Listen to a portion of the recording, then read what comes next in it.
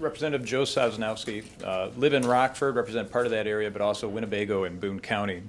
As a Republican co-chair on the Property Tax Relief Task Force, I was optimistic that we were going to make some headway, have some spirited debate, and move forward with providing some changes that would provide relief to taxpayers of Illinois.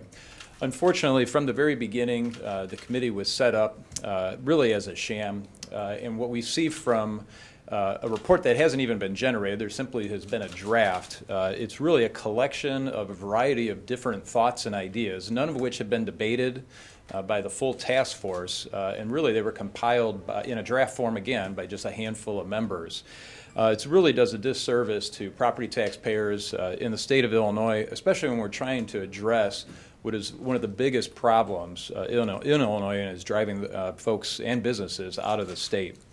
As my colleagues have noted, despite the outcry from struggling homeowners, we have failed to act. The Democrats have failed to act. We've passed the deadline by quite a long way now and still have not seen anything.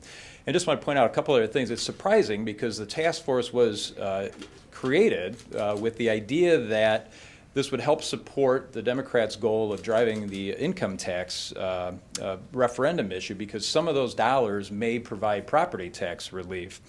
Well, you think that that would be something that they would want to continue to discuss, but as we've seen, the governor's budget makes absolutely no mention to any property tax relief. In fact, it just proposes driving up additional costs and more spending in state government. As I mentioned, the final draft report was just a collection of recommendations, none of which have been discussed at the full committee, none of which have been voted on, and again, this draft remains to be sitting in the background.